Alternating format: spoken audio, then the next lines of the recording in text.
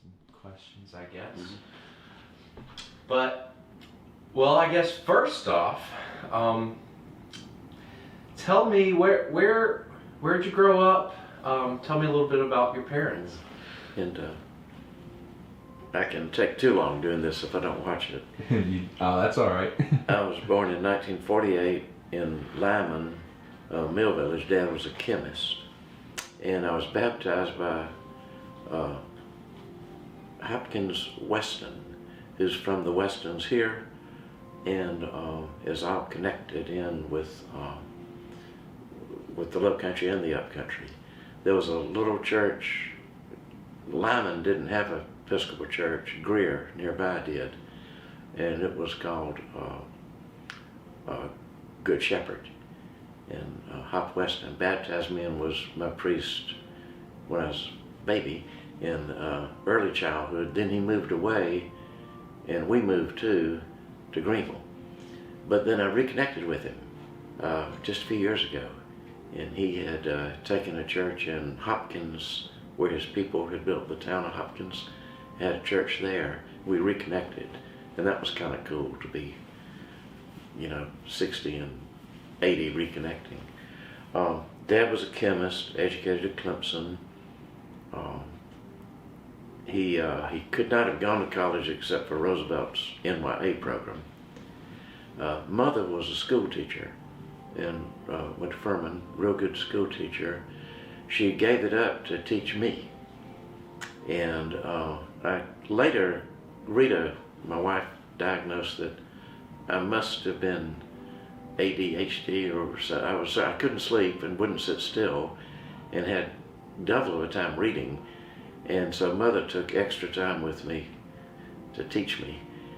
And then I guess I became an historian through the love of reading that started. It was so difficult for me, then it became something I really loved. It's really interesting that you mentioned ADHD. I was diagnosed as ADHD as a kid, and some of those similar kind of things that you have to work through. And over the years, I've kind of thought and figured out that what it really means is that we just need a little bit more time to think over things, and we just... Yeah. It's also many such people like you are excellent at computers and such things, and that side of the spectrum didn't land with me. Yeah. Did you, was there medication back in those days? When did... we didn't even have the diagnosis. I wouldn't sleep and wouldn't sit still, and I was just a worrisome child. And Mother, the main thing in education is to focus, and she would get me focused. And of course, see, this is after a full day of school. She would then sit me down and get me focused. As you got older, I guess tell me about your, maybe college and maybe, how did maybe the experience of ADHD, did you ever see were there any ways that maybe affected you later on in life as an adult? It probably, though I wouldn't necessarily understand. I went to Wade Hampton High School, named for the Wade Hampton. The best school was Greenville High. So we were there was a Mill Village, Southern Bleachery that had closed, and Taylor's High School closed, and then Paris up in the hills closed, and then they took those two very different schools, working class schools, and threw them in with the suburbs of sort of northwestern Greenville, and made a new high school. And it was a strange combination of people, and we were not as good as Greenville, and therefore bitterly resentful of Greenville. I had good teachers though, and they all encouraged me in English and history. I really couldn't, when I was a senior, Ann Fair-Gwill and I went to a conference in Spartanburg on newspapers, and coming back we were involved in a wreck. She was driving, we had a little beetle, little bug, and we hit one of those Pontiacs that are the size of a destroyer escort, and I went through the windshield, and they operated on me and they cut out most of my thyroid. And when they did that, I got more to normal energy rather than staying up all night and never sitting still. So that made me a little easier to deal with. Also, I guess I matured a little bit finally, in spite of everything. Of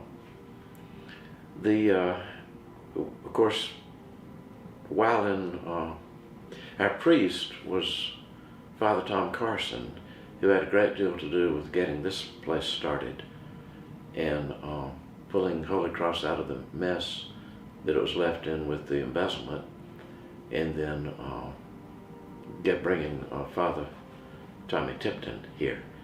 But Father Carson was very liberal. To me, I guess I was talking to Father Barron and he said he wasn't liberal at all. You just thought he was liberal because you were such a part of white supremacy and the right wing that anybody sort of at the Hubert Humphrey level seemed liberal to you. But anyway, he talked about integration and preached about it and made a real difference in how I saw these things. Mother was quite liberal. My father was quite conservative and a wonderful man, but he did drink too much sometimes, and while drunk was just frightening racist, frightening otherwise. Then while sober was more like Strom Thurmond, sort of dignified racist, though there were moments when Thurmond wasn't especially dignified either. So that's a complicated background. Everybody was white. The school was integrated with my sister, who was 3 years younger. I went all the way through with white kids. In college, University of South Carolina, it was fairly well integrated. In the summer of '68, Lyndon Johnson had this program for poor black kids to start college early. And I was always in summer school because I was afraid of getting drafted. And I had kept as many credit hours ahead as possible. So I was in summer school when a large number of black kids came over into our dormitory. And we had a meeting that could only be done in South Carolina. The head of the dormitories, a young man, came in and told us that integration was the law and we were going to be in an integrated dorm, and that's the way it was, and that's what the university wanted. However, with USC there was always a however.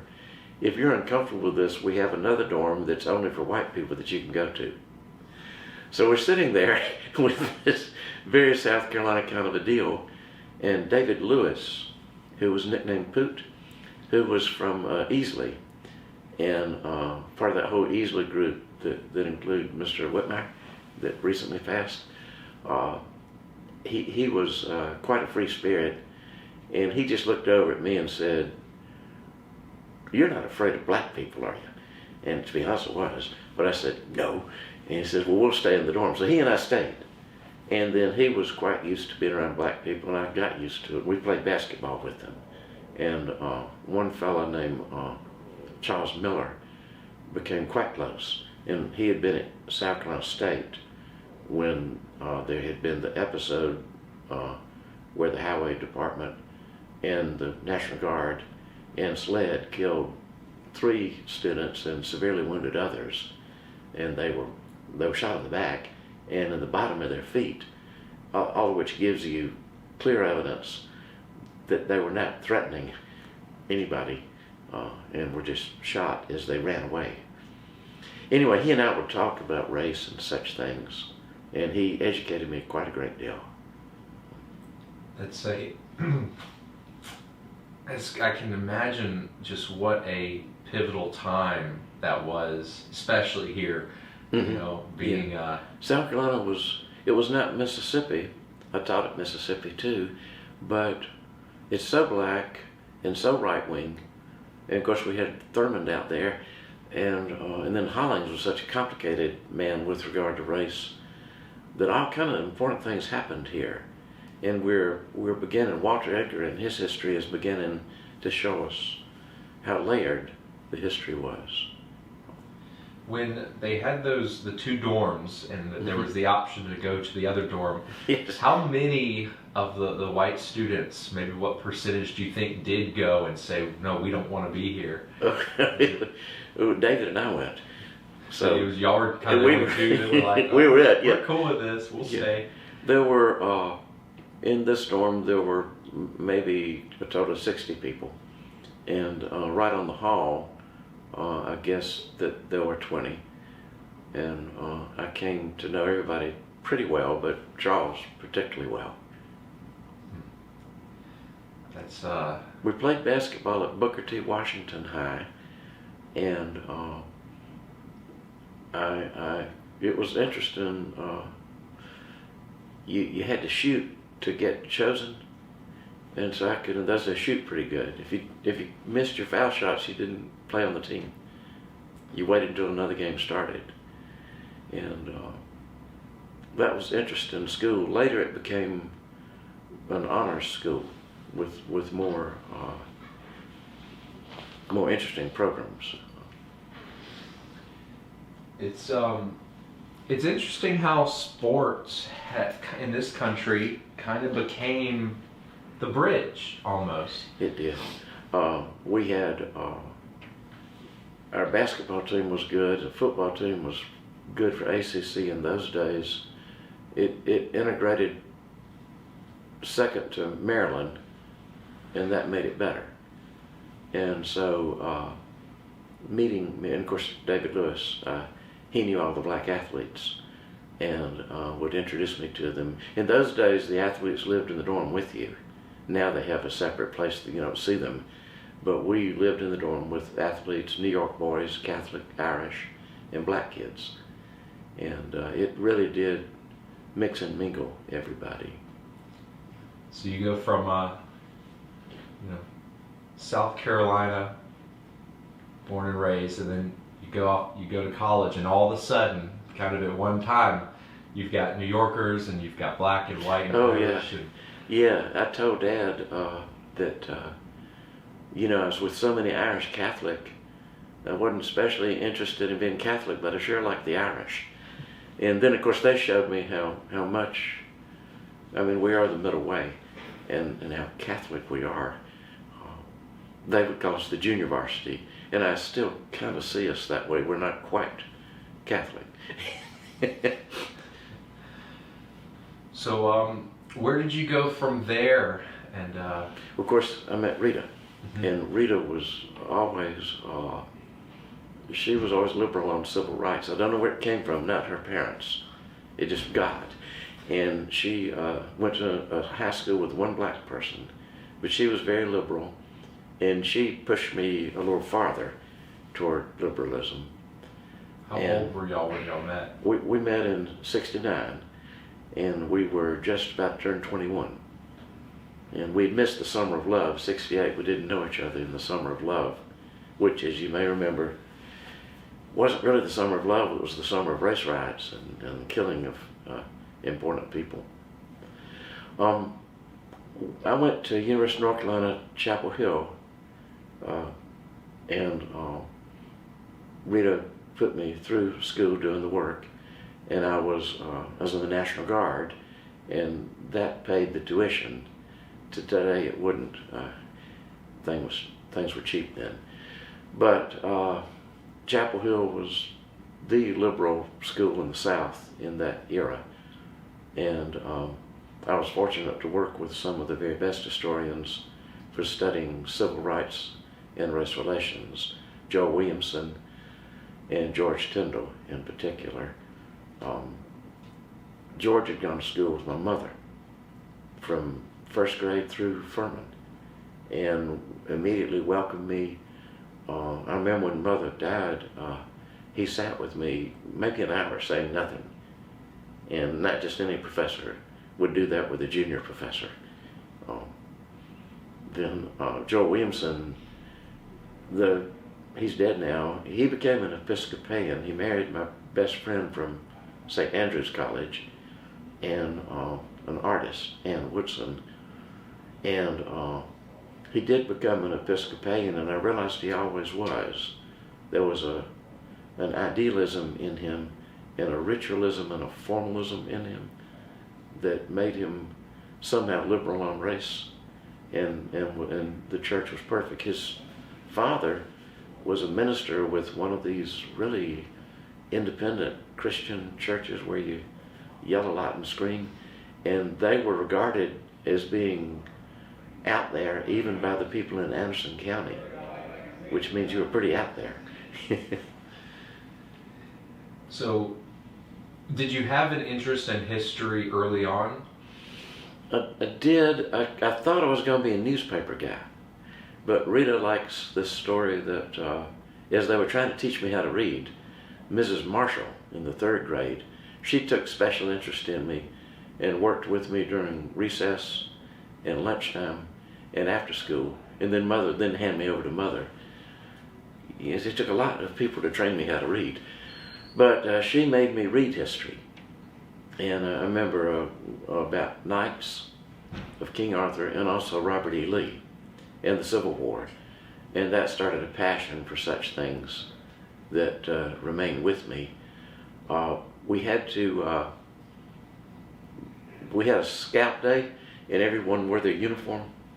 And I was a little bitty. I grew in high school. I was a little bitty, tiny, and I had a Cub Scout outfit, and I had so many badges they disappeared under my belt. You know, you put these badges, and I would tuck in most of my badges under my belt. And we were to write about the coming of the Pilgrims. So most people wrote, it's 3rd grade, they wrote, "The Pilgrims left England and came to Massachusetts." But I stayed up. Mother and Dad turned out the lights and made me go to bed. But I stayed up a long time and wrote many pages, and had gotten the Pilgrims to the bay, and were going through a ritual with Squanto about when to get off the boat. And Rita said, "That's like you to write 10 pages and not get anybody off the boat." And she reminds me of that when like the history of the church, I've gotten to Mr. Ben and hope still to get all the way to Father Will. It's I'm seeing a few connections between, maybe it goes to ADHD, maybe it's just something about young men, but it seems like we like to unfocused, yeah. But we're curious, right? Yeah. And I think history kind of excites that curiosity. It's like we want to learn, and part of it might be the battles of a war for a lot of people, but it seems like, or sitting in a room with 12 black guys doing black history, which and, certainly was not done in high school. And that was you were coming up during that. I can imagine what a change that would have been, and I can imagine some of the upheaval and a lot of the anger. I imagine those times would have been quite. They were exciting. There was Father William O'Neill, Episcopal priest in Columbia, and priest always been important to me. He was black and a real leader, and I met him and Rita, and it was really Rita, but me too. We campaigned for him for the city council, and he just barely missed it. He had, I guess, a couple of at-large people, and the white suburban vote pushed him out. But he was fascinating man. And there was tragedy too. I mean, he was murdered in odd circumstances. My best friend Frank Chandler, who was very liberal, he was murdered he worked in the summer running a 7-Eleven and was murdered by some black kids. We never found out who did it. And this was 68. That's before I met Rita. And before I met Father O'Neill. And I was trying to write to his mother, Frances Chandler, who was the biggest liberal in the world. And I wasn't especially liberal. I was trying to write to her about Frank's death. And from nowhere I wrote, Frank was the most liberal man I knew, and with his death I must replace him. And then I looked and said, God did that because I was not thinking that. So I mailed it to her, and she wrote back at how much that meant to her. So I officially became a liberal on that day with Frank's leave taking. It was fascinating times. The music was just super. And people wore bell bottoms and wore hair too long and did goofy things. Was there ever any sort of, I guess, pushback from maybe your parents or? Oh yes, yeah. Mother supported liberal policy on race. Dad did not. And then Vietnam, I still dislike communism. I'm probably the only man who's read everything Marx wrote and likes Marx but hates every communist state. They just can't make a good state. So I wanted South Vietnam to not be communist, but I did want us to leave and fight other places. And I also suspected South Vietnam of being a very corrupt government. And of course my friends were getting drafted and killed, and I was scared of all that, worried about it. Dad and I argued almost endlessly about race and everything else. And then I received my draft notice while in college, and he arranged with the Lyman National Guard, where I'd been born, to bring me into the National Guard. And so I owed him not going to Vietnam.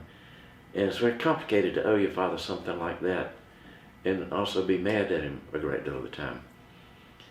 So there was pushback. And then you know how you are.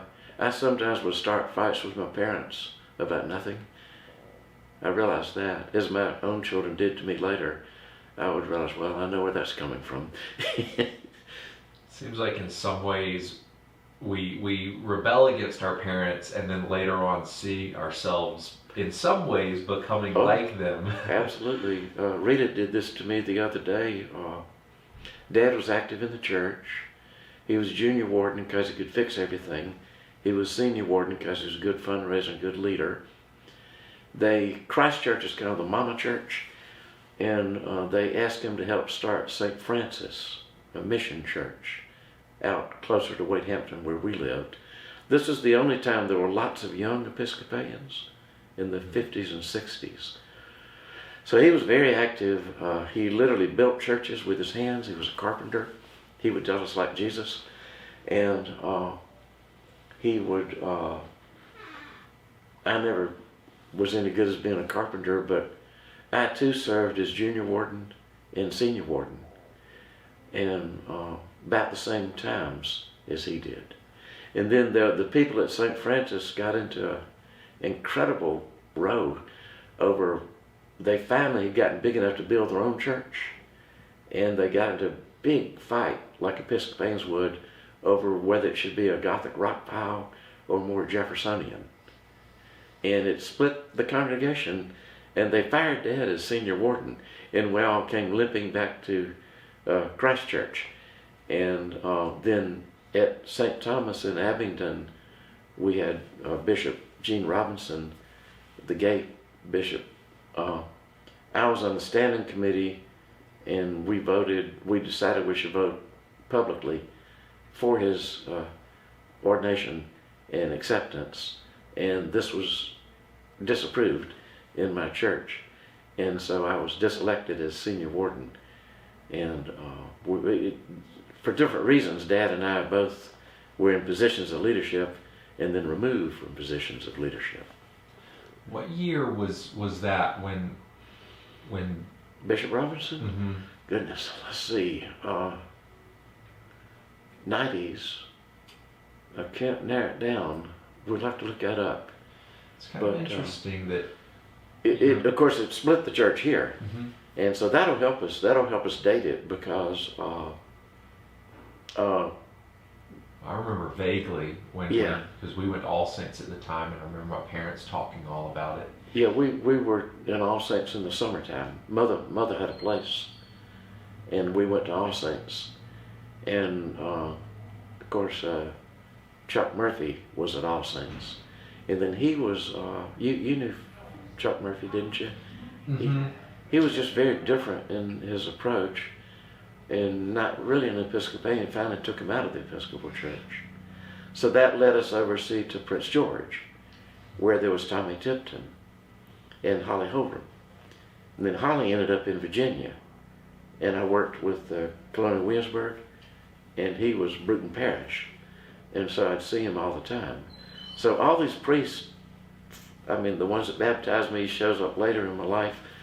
The one that welcomes me from All Saints to Prince George ends up in Virginia.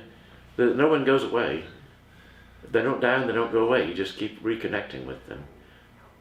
You see that a lot in very strange ways, connections with different places or people in different places, and then they come back.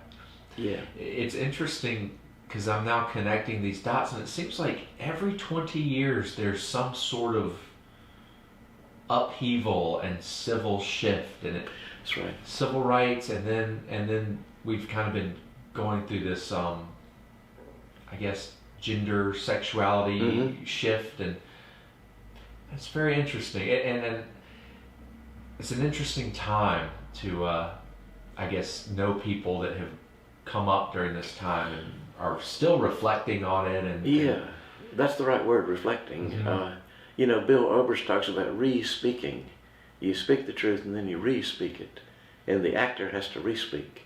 And the priest, in a good sermon, homily, has to re-speak. And that Jesus is the best of the re-speakers. Because there's nothing new in Jesus, but he tells it so utterly different, like Father Will was talking about. We're after college. I guess tell me about you and Rita's early marriage and where all y'all might have gone. And it was on Chapel Hill. She worked for the Highway Safety Research Center, and other people's wives worked in the library or something. Rita worked on the special project for General Motors, trying to make a car that you wouldn't kill yourself in. The cars were very dangerous in those days. And they had a test track in Boone, and they had this special car with extra brakes, and you would put it in a spin and then come out of the spin. And she did that.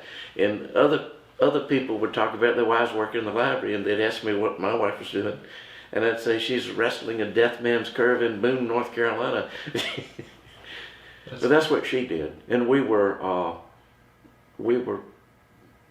active in civil rights in Chapel Hill. There was a socialist newspaper, the Anvil, that I worked for.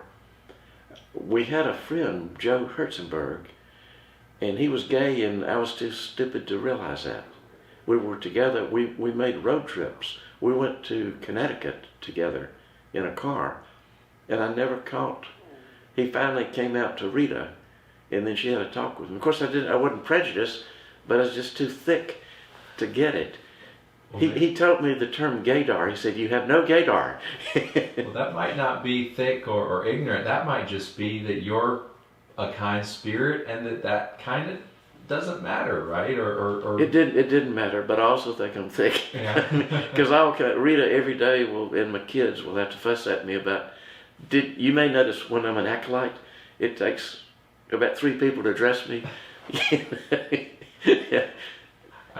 When I first came here, I had no clue that Ryan was gay, and Will had to tell me. And it's like you just meet people, and some people are a little more.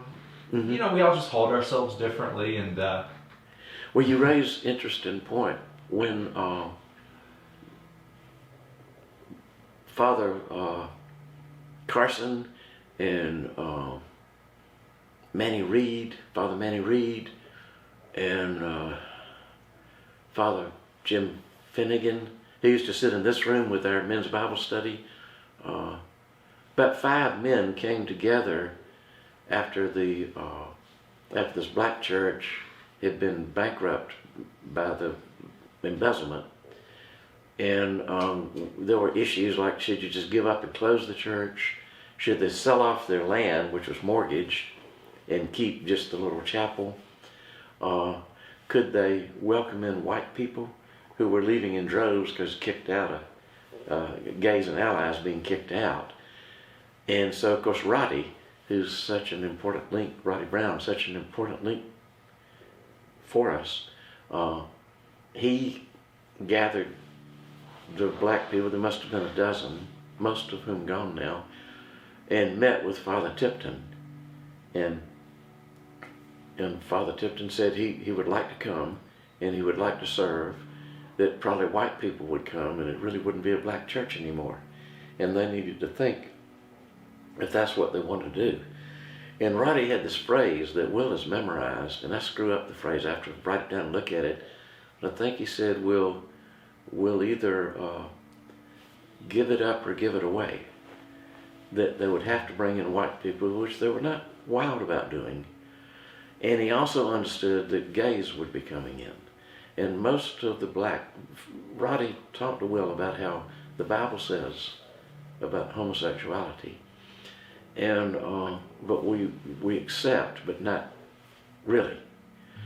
So when Father Barron was the interim, he had quite a talk with all the black people, there were about a dozen then, about, there'd be gay priests, and, we would be getting a new priest to replace Father Tipton, who was really beloved, and really good with everybody, though he was not perfect.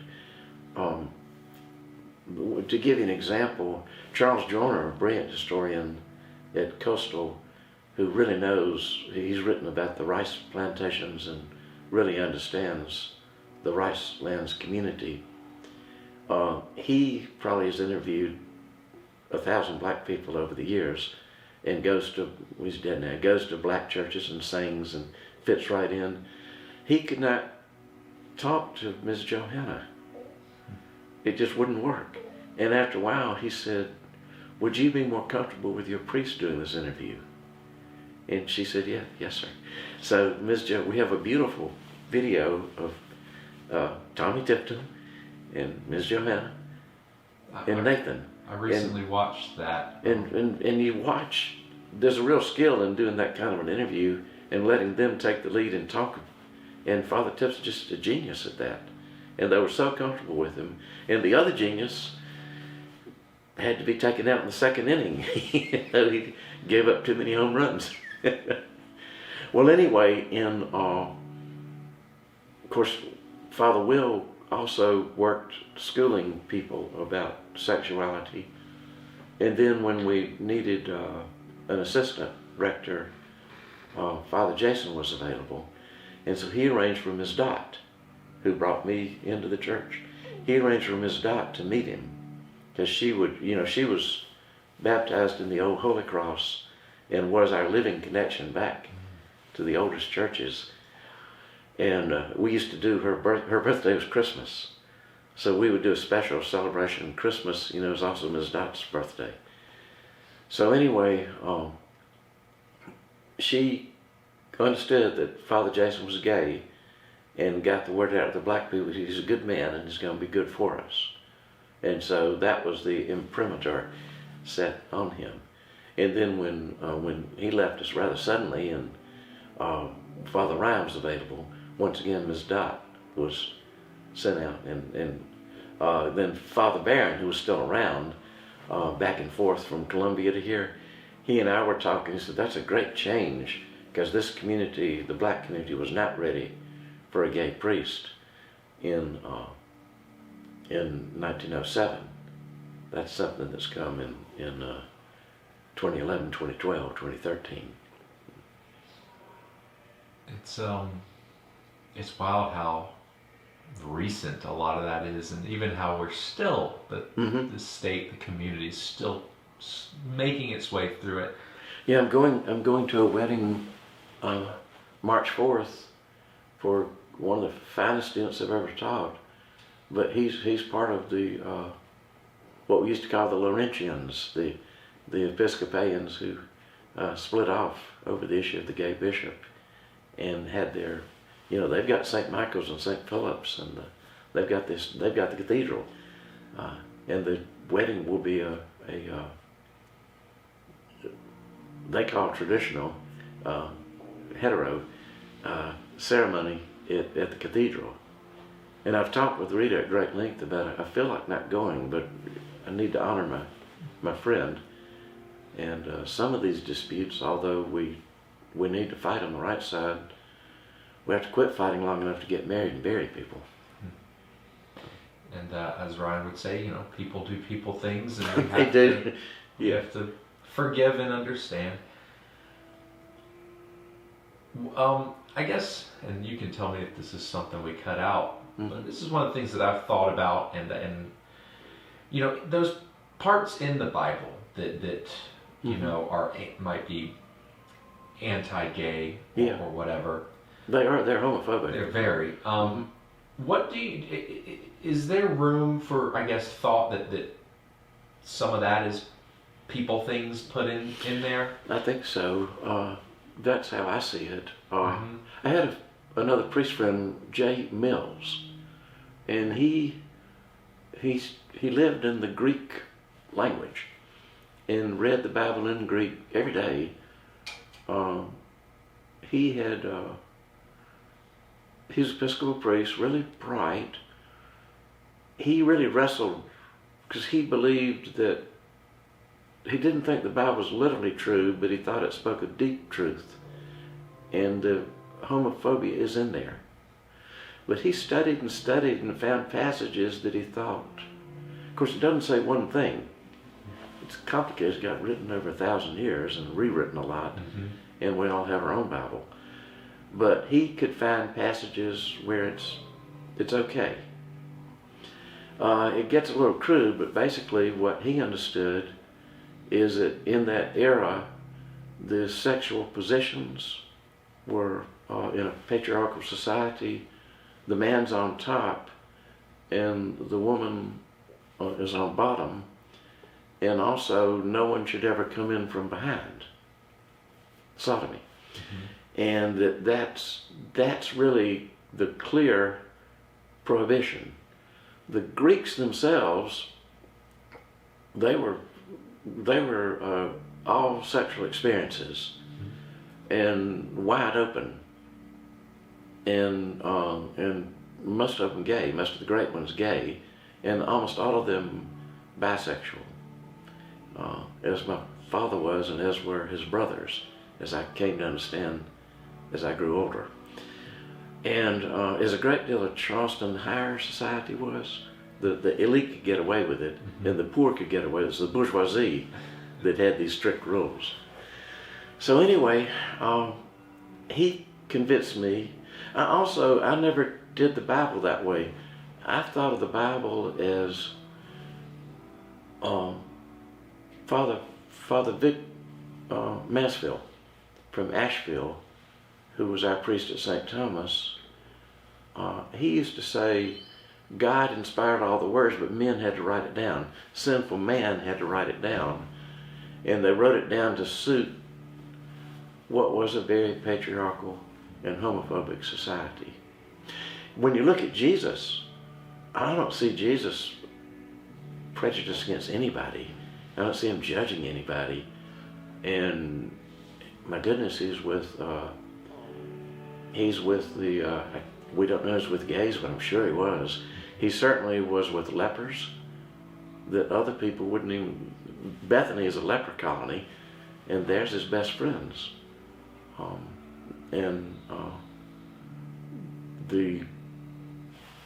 The Syro-Phoenician woman, women are far beneath men, and you're not to talk to them, and they're not part of the church. And there he is talking theology to her, and the disciples are somewhere between astonished and appalled. But he's there with everybody. And I like E.P. Sanders, who Father Ryan showed me. Even Paul, of course Paul is everywhere, but Paul finally believes we're going to be saved by grace. And there's all kind of things that we ought to live by, but we really cannot. And then he himself chose celibacy, but understood people weren't going to do that. He also really was thinking everything would be over in a few months. Jesus is coming. And we have to live with the understanding that Jesus isn't coming in that sense. I like the way Amy Webb does it, where Jesus says the heaven is very near, that it's near us. And your Buddhist friend, if you do what they would call meditation, you can get into nirvana and you can be in heaven. It's very near, but you can lose it quickly too. And it's probably individual rather than the whole church suddenly being saved. Anyway, looking at E.P. Sanders, he says that Jews have all these rules, but they actually also say, and this guy studied 60 years, they also say, God is with you, God will save you. And if you just keep praying, you will be saved, no matter what you do, almost no matter what. And he can't find any real exceptions. And he thinks that Paul is probably that kind of Jew. Although there's the other Paul, the women shut up and those kind of things. It's interesting kind of looking at the Bible in the context of these social changes that we seem to have every 20 years and just knowing that back then that those upheavals and changes were happening, and maybe that's how certain things were influenced. But I know that certain Roman emperors that adopted Christianity also were bisexual. Oh, yeah. And it's just interesting that, so we had those times and the Greeks, and but then we fast forward a couple thousand years and then here in South Carolina there's the split and all of the upheaval because of that. And but remember, in my own family, one uncle for whom I have, the oldest name we have is John Herbert Roper. We trace it to 1530. And somebody's got me named John Herbert Roper. And it was my turn. And then, of course, my son's turn. But John Herbert Roper, my grandfather, and my uncle, the uncle was gay. And we didn't realize this. He did what gays often did. He had a wife, for whom my sister's name, and sort of lived the official life, and then he just couldn't do it anymore, so they split. And we remained close to her, Betha, and to him. And he sort of lived in Baltimore, which is a very eccentric city, and they would say he's not the Marian kind, which was the code. And we loved him and accepted him, and we couldn't understand him. Then Uncle Dick was bisexual and would wear his wife's clothes and she would wear his clothes, and I would spend part of the summer with them. And I would see this. They didn't do anything, just he slept in a woman's nightgown, she slept in men's pajamas, and they just sort of cross-dressed in the house. And this didn't affect me. I did notice this is not like Ward and June Cleaver, but then Uncle Sam was extremely sexually active in all ways, as was Dad. And I think that's how South Carolina really was. And as I said, the elite could get away with it in their mansions, and the desperately poor could get away with it up in the hills. And then it was those brought up as petite bourgeoisie who were towing this line about, made for Eve and not Steve and that kind of thing. And when we were talking to Keith Hoyle, he was saying North Carolina, the gay bishop came and went, and he went to alcoholism, which is a sad, that's been in my family too, and is really a sad thing to happen. But his career was ruined by drinking too much.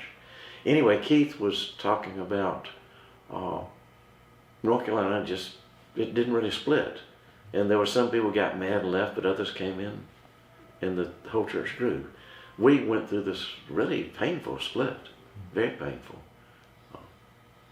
You think maybe that's part of that issue could have been this identity that that South Carolina has held on to. Like when I was coming up, you would still hear the sentiment, the South will rise again. Or, Yeah. And even some places you'll hear that nowadays. And Yeah. so you think maybe like Confederate flags at January 6th. is that the difference between North and South Carolina, that we've kind of held that identity a little bit more? I think so. Chapel Hill was filled with South Carolinians who had kind of run away. It was also filled with Mississippians, and it was it was called the southern part of heaven, and it was where dissidents went to get away from the South that wouldn't let you be. And Jesse Helms, the senator, who helped me in my research later, though I can't name anything I agreed with him on, but he could be charming and could be just awful. And Jesse Helms said they were proposing they build a zoo in Ashburn. He said, put it in Chapel Hill. Just put a fence around Chapel Hill. Every kind of wild beast is there now. so that was Raleigh, Eastern North Carolina radio rhetoric. And we were proud of that identity. The Episcopal Church there, Chapel of the Cross, gives the name to Chapel Hill, and was always a welcoming center for dissidents, and was filled with people who were not Episcopalian or Christian or believers in any sort, except I've always been so sure there's a God. I think everyone's really a kind of believer.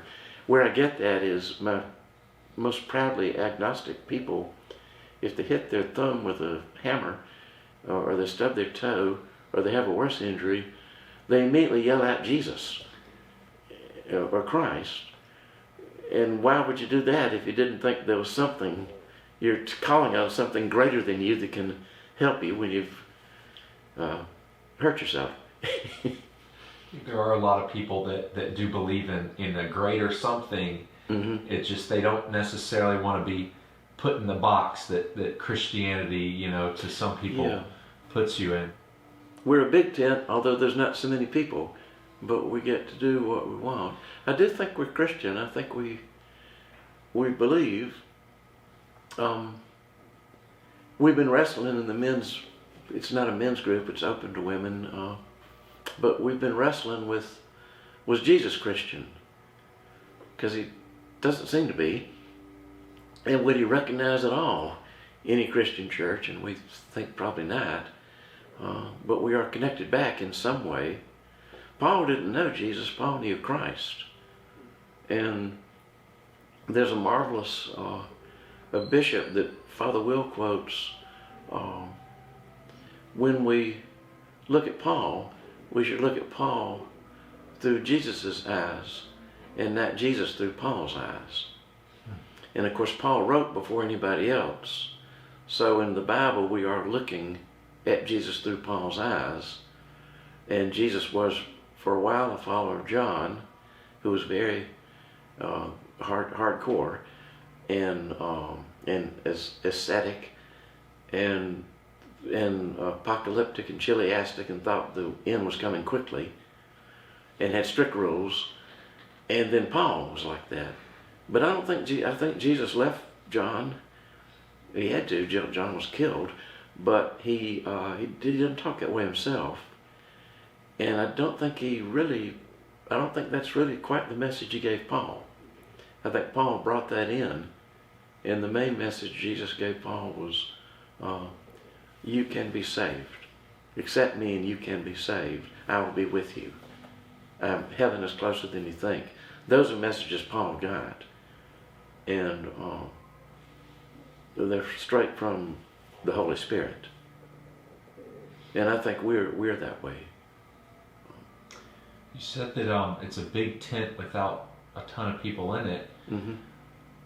Why do you think, because in my mind, I would just imagine that as our society becomes more progressive, that, mm-hmm. The Episcopal Church kind of would seem like a really great option for most people. That's how I see it, but our numbers are way down. Mm-hmm. And one thing to remember, I read the Christian Century, and they have good data. And about 2/3 of people don't want anything to do with church in America. They think there's a God, but they don't want anything to do with church. A big group don't think there's a God. And the Episcopal Church, which is mainstream, the middle way, and less extraordinary and radical than we like to think we are, it's got a little over 1 million something people, but it used to have 10 million, and we're leaking like a sieve. If we did not have all the new people, we wouldn't exist. When people complain, like you complain about newcomers, we're more than half non-Episcopalian. Very few cradle Episcopalians. If we were only cradle Episcopalians, we couldn't fill up the chapel. I mean, for the whole county. We just couldn't. But bringing in other people, we overwhelmed this good-sized place. Do you think that's this? Maybe that's. Do you think that's the case elsewhere? Because sometimes I recognize within myself a little bit of and I think it might even be part of the South Carolina. We have a little bit of that rebelliousness because my parents came from elsewhere. All my friends I grew up with, most of them came from elsewhere. And then I can also, I complain, and then in the same thought, understand that, well, new people means business and progress and success and traffic and everything else. But I think so part of in this state we do have a little. It's hard to get out that little thread of, I guess, rebel. Well, we're Michael Kamen won a Pulitzer for a book called People of Paradox, and Americans are paradoxical, and Southerners even more so.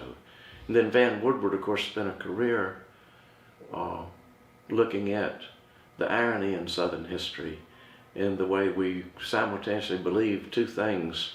We are hypocrites, but it's not that. We just believe opposing things. There's a lot of that in the Episcopal Church because we have our rituals and our tradition, and then we say we're the gay church. So we're constantly working both things.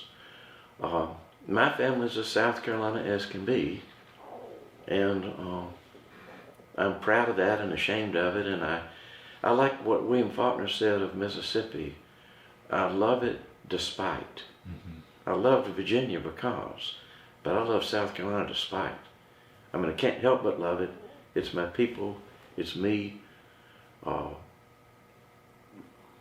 can't pretend to not be them. They are me. I've got all their flaws, and I like being a South Carolinian. And you do too. It's a really good way to put it, because I agree with all of that. And I've thought about this before, that there is a big part of our history here that is very dark, and those threads of darkness come all the way up to today, and that's obviously something that we abhor. But also out of that darkness, let's just say, had the slave trade never existed here, imagine what the populace of this place would look like, or we would. Who knows, right? Well, we're very black, and we're getting whiter, but this area in particular. George Rogers, the historian, very Charleston type guy, he used to say that the Charleston accent was high gullah, and he's making a little joke there. High yellow is a black person who's intermarried with white and is remarkably beautiful, but isn't really white and isn't really black, and is usually not quite accepted by either, but are always just absolutely beautiful. And he thinks the Charleston accent is essentially an African dialect put with what's left over of English. And it is, of course, different from anything. So it's high gullah. And then he always, it's well known that many white people are part black. And certainly many black people are part white. And we're kidding ourselves to think there's a difference. And then we were just talking, there's Gore Vidal said we're all on the spectrum between gay and straight, and we're all bisexual to some degree, we're all biracial to some degree. And if you move beyond sexuality, if there can be such a thing as woman but not sexual, and man but not sexual, if there's just man, woman, but take the sex out somehow, we're all part man, part woman, too. And God surely must be a lot more complicated than a guy with a gray beard. Mm-hmm. Wish there'd never been slavery. And I said, but then there wouldn't have been black people here. And I'm glad we have black people here. And I'm sitting in a room with mostly black people, and they wish there hadn't been slavery too. And in a way, they wish they'd stayed in Africa, but they're South Carolinians, and they love it, and they don't particularly want to go back to Africa. We just wish we could fix it. I grew up hearing some of that sentiment, and always that, you know, I don't even want to repeat it, but you know, that sentiment of well, if you don't like it here, go back. Yes. I hate that. I do too. And there's a lot of that.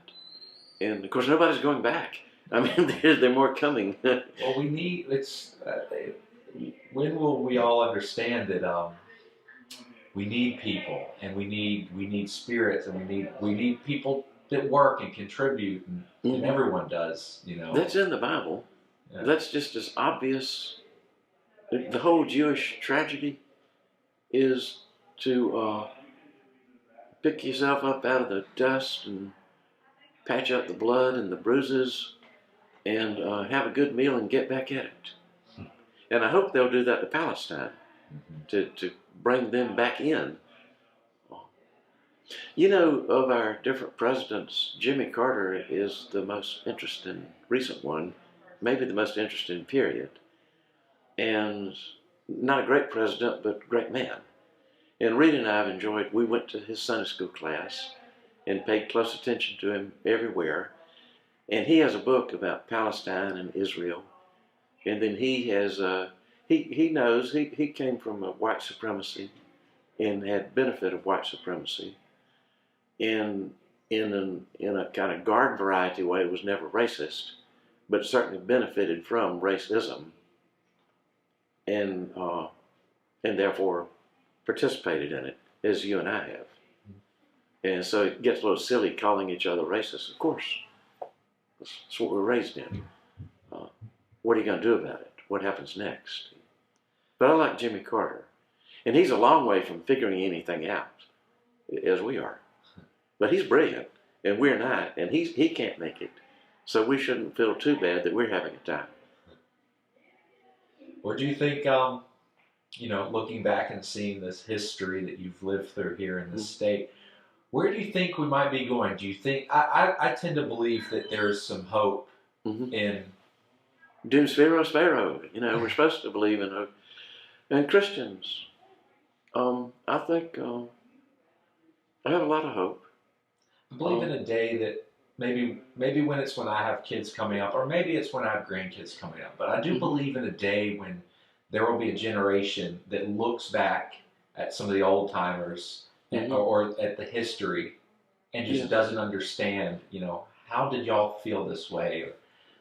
It'll be like us looking at the Salem witch hunt. Yeah.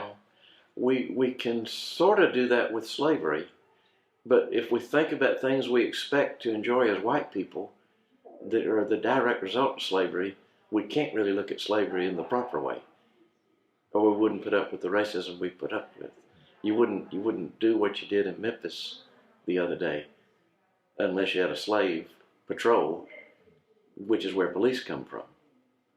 We need police, but they come from keeping the slaves in check. And a lot of things are like that. When Van Woodward was near the end of his life, a major Jewish intellectual group gave him an award for restoring a sense of tragic to American history. Because we tend to do optimism and everything's always better and better every way. And with Woodward, there was always this tragedy given by the South that makes it more complicated and slows down the progress. And that's us. But yeah, I have hope. We're Christians. We're Easter people.